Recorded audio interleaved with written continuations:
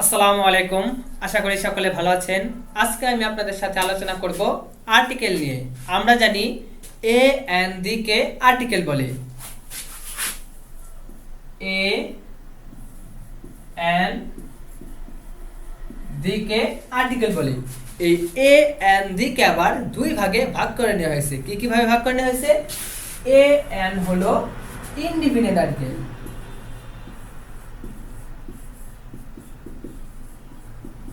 Indefinite article, আর B হলো definite article.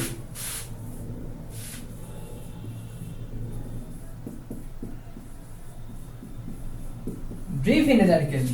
এবং এখন আমরা আসি কখন আমার ডিফিকাল্ট আর্টিকেল হবে, কখন আবার ইনডিফিনিট আর্টিকেল হবে। এখন আছে ইনডিফিনিট আর্টিকেল হচ্ছে এ এবং এন।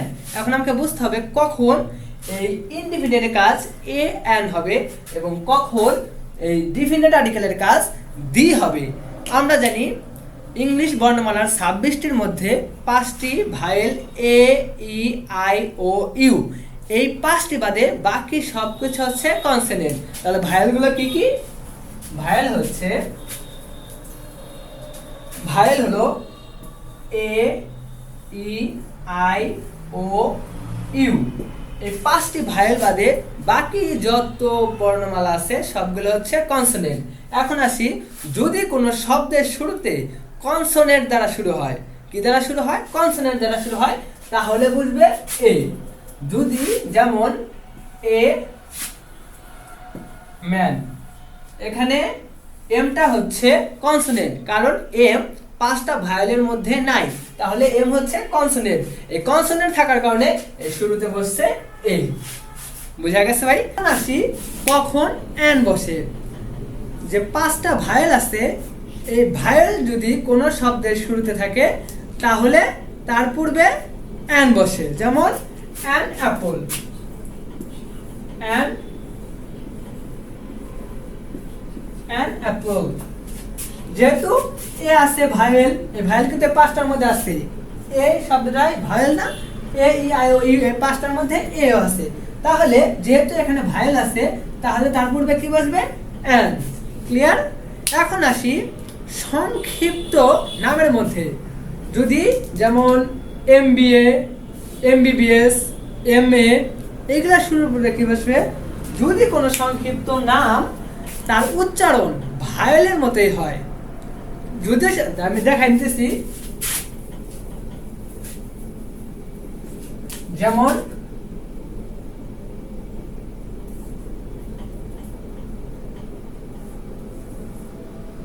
এম এ, এটা কিন্তু এমটা হলো কনসোনেন্ট, কিন্তু এটার উচ্চারণ হয়েছে ভায়েলের মতো।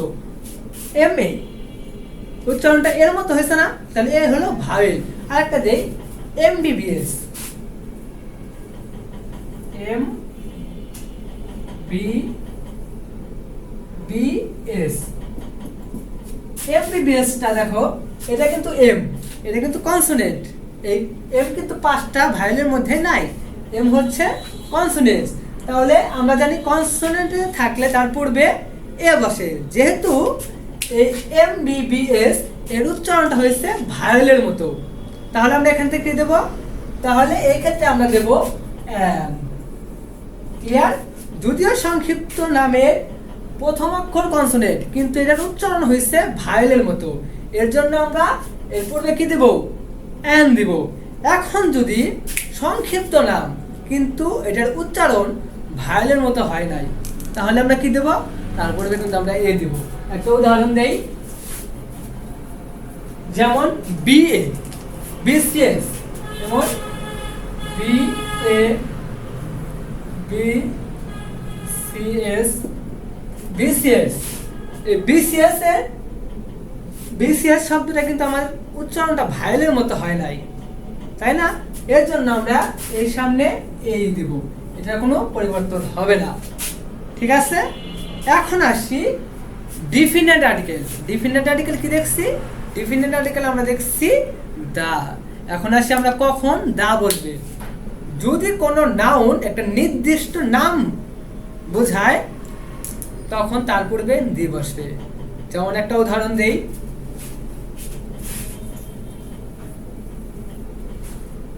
The boy playing football, the boy is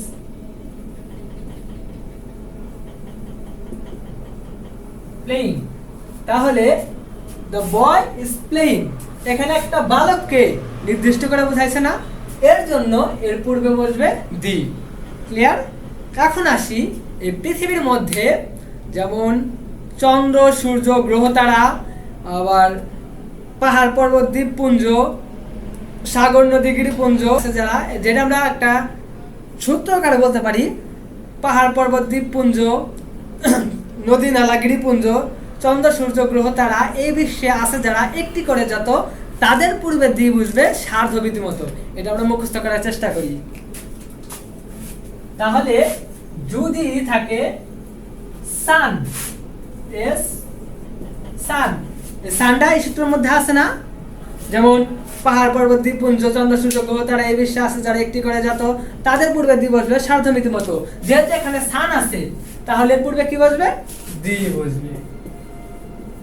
clear? এখন আসি, যদি কোনো ধর্মগ্রন্থ বা নিউজ পেপার এইগুলা উল্লেখ থাকে তাহলে তার পূর্বে দি বসবে। যেমন দ্য হোলি কোরআন, হোলি কোরআন ধর্মগ্রন্থ বোঝাইছে, তাহলে এর পূর্বে দি বসবে। ঠিক আছে?